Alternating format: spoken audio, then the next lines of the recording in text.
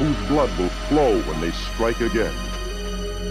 All right, guys, I got a weird one for you. You've heard of Cannibals in the Jungle, right? And those old Italian ones that got pretty gruesome. Well, did you know that they actually made one that dealt with the London Underground? Yeah, this is a weird one from the 70s. Let's get into it.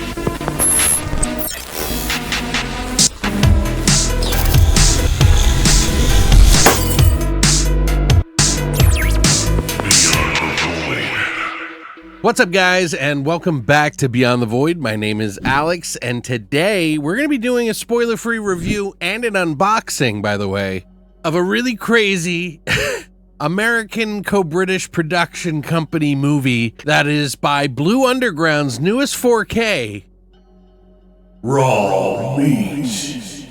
Actually, it's also called Deathline, which the director prefers, by the way, but this is a pretty good title, even if it doesn't make much sense. And this is a newly 4K scan treatment that makes this one pop even more than the Blu or the DVD that they have of this as well. So if you're not completely satisfied and don't want to get a 4K of this, you have two other options. But this is my first time watching it, and I'm going to try to do this in one take. So we'll see how this goes, guys. But yeah, essentially this is a crazy story that I had to check out for myself. I was very curious about it because not only is it a wild story, but look who's in it. Donald Pleasence and Christopher Lee? Get out of town. And the funny thing is that Christopher Lee really wanted to be a part of a movie that Donald Pleasence was in. And this is before, all the stuff with Halloween and all that other stuff where he became a big name. In fact, did you know that the role of Loomis for Halloween was up for grabs between Christopher Lee, supposedly, and Donald Pleasence? And we know how that one turned out. He turned it down, and he regretted it, too, because he said that was a really big part that blew up Donald Pleasence, and made him an international star, Even though I've seen Donald Pleasence in a ton of different movies, and he's actually pretty charming in this movie in particular. There's some really great stuff about this that I'm going to talk to you about. Like I said, this is my first time watching it, so I've never actually seen it myself, and it is a wild story that, it could plausibly happen almost, and I think that's what made it kind of like a shocking movie for the times. And a lot of people really enjoyed it. There's a lot of people, including like Guillermo del Toro, is like a huge fan of this movie. There's so many people that love this movie, and I was like pretty sure that this one was going to blow me out of the water. And I've kind of got a little bit of mixed feelings about this one, but I can see the appeal for other people. This is a story where there's something pretty grisly going on in the London Underground. People are disappearing from getting off their ride or getting on their rides when a young couple actually stumble upon a drunk man laying in the stairwell of one of the subway systems, or the tubeway as they call it. They actually get entangled in a grisly story that basically spans generations, and a story so horrifying it might just shatter your imagination. But yeah, this is directed by Gary Sherman, who went on to do Poltergeist 3, Wanted, Dead or Alive, which was also a pretty funny Rutger Hauer movie. It's like an action film, and Dead and Buried. So he's got a pretty big catalog under his belt and more. There's other ones that he did like Phobia and stuff. But yeah, it's a really kind of a slower story that has a little bit of that sleuthiness that a lot of the films of the day with like investigations and giallos had, where there was just a lot of policing and they would like investigate and study and try to solve the crime. You got Donald Pleasence playing a like character who is the chief of police, and he's kind of inspecting everything. And when this couple stumble upon this guy, they try to get him help, and he is not there when they return, and then he goes missing. And so they think that this couple has something to do with it. There's this American guy and his girlfriend who live in England, and they start kind of questioning this guy, and that's how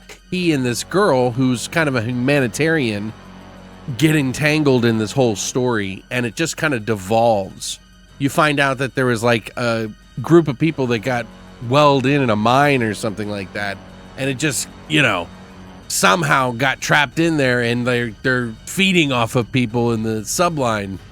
I think it's so cool, like I could totally see that happening in New York, and there's been a couple of movies, like some smaller movies that did stuff like that in the past. Like we've seen other movies, and they were probably inspired by this one in particular because this is one of the first ones. So I actually thought it was kind of fun in some parts and kind of slow in other parts. It does have some pretty good characters in it that I was interested in. Donald Pleasance really hams it up in this movie. Christopher Lee's only in it for like a short while, but he actually is pretty charming in the role as well. And him and Donald Pleasance sort of like butt heads at one point. And I don't even think they were actually in the same room when they filmed this movie, by the way, which is crazy. Now, the director prefers to call this one Deathline because he just did not like the name.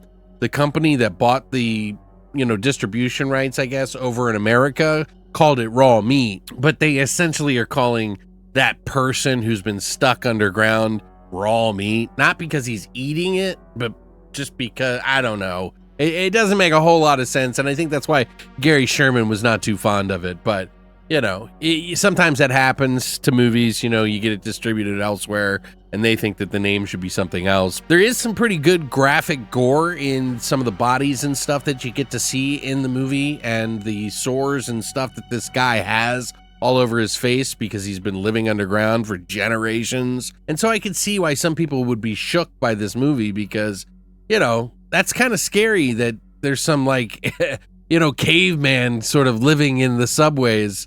But I don't know. It kind of has its fun in there. There's like a scene where Donald Pleasance and his like officers and stuff go to a bar, and they actually got really drunk in the scene, which was pretty funny. They like improv the entire scene, so they just kept it in the film, which I thought was like amazing. But that's kind of the power that Donald Pleasance had back then. Some of the Italian roles that he did were really bad. I don't know why, but they were just not. It just didn't translate well, but he was a big star in Italy too for quite a while. There's some blood, there's some gore in it. They say severe on IMDb. I don't think it's that bad, but for the time in 70s, I'm sure it was pretty shocking. They didn't really have a whole ton of stuff, and I just love the grittiness of the movie in particular. So it kind of looks raw, no pun intended, to make the film look kind of cool. And it looks really good on the 4K for the most part, although I never got to see it like in the Blu-ray, but I did pop it in for a little while just to kind of compare a little bit. They didn't go for the grainier look in this one, so if that's something that you guys enjoy, some people prefer it, some people don't, just giving you kind of a heads up. They also have this in a couple of different audio versions as well, and I'm going to go over all of that now. If you're someone coming in that's never seen this movie, you could fall on either side of the fence on this one because it has like this older style of like how they filmed the movie with the whole sleuthing, and there's multiple different branches of story going on. It's not just this young guy from America and his girlfriend, it's also Donald Pleasance and his whole crew doing their thing. So it kind of goes back and forth until they both collide into all three sections: the subway, the young couple, and the police, all kind of convening on it and what unfolds with it. I think it's a decent movie. It just wasn't as good as I thought it was going to be.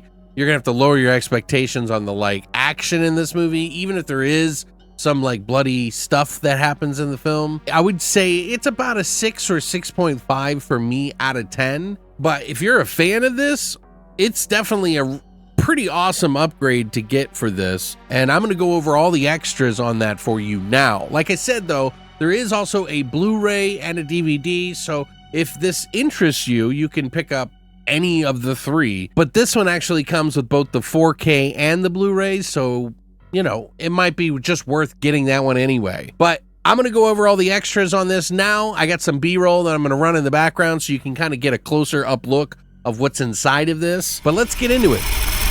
So first of all, we get this cover, which I think looks really cool.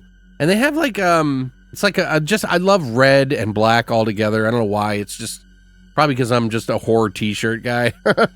But they have this cool two different types cover here. Like if you open this up, you can see like it has like one daylight and one nighttime. And you can kind of see like it looks like these are ravenous people with their eyes glowing in the dark. And then you open this up to that, which I think is really cool. You know, like it has some pretty cool artwork. Now, it does have reversible. So if you do want to use the other side, you can. That's the actual original name, Deathline. I prefer the like artwork that they made here. I think it looks really cool. On the inside, you got the Blu-ray right here, and then you have the 4K on the red, so you can distinguish between the two. There are some extras in this that I will read off to you now. Obviously, you're getting a Ultra HD Blu-ray, but it is 185.1 feature presentation. You got Dolby Atmos 5.1, 1.0, DTS HD. You even have the English and French versions of those, the 1.0 DTS. Subtitles, English, SDH, French, English. We also have commentary with co-director and writer Gary Sherman, with producer Paul Maslansky, and the assistant director Louis Moore O'Farrell.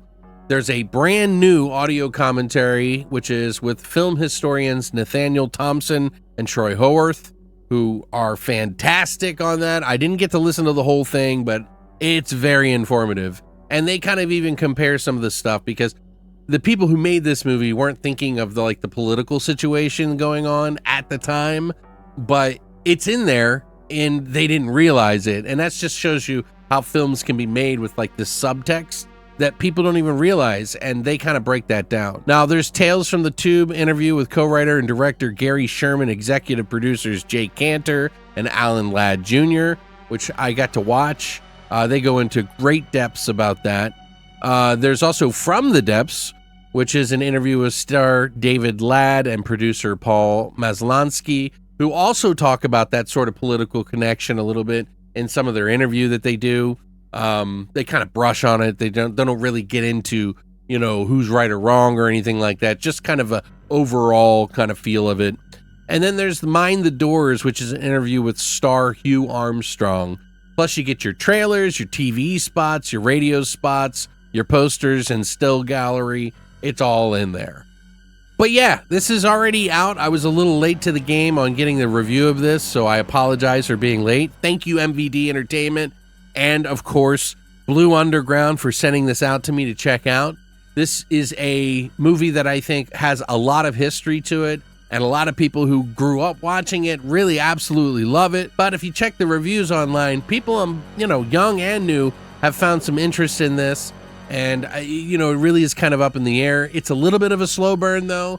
But I think if you like 70s films and you like some of the edginess that they had at that time, which is just like this dichotomy of feelings with the 70s films in general. They just had a lot of like blood and gru with like some happiness like thrown in. It was always so weird. Then you might like this, So you can pick it up. I'll put a link down below at the MVD shop, or you can click on one of the links in the YouTube video, whatever you prefer.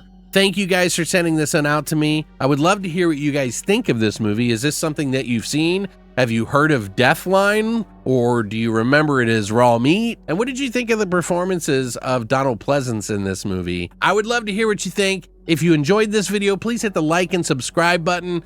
We're continuing Voidtober, our celebration of Halloween 2025. There are a lot of videos that are going to be coming out, so please be on the lookout, and a ton more. So thanks for coming by, and as always, long live the Void.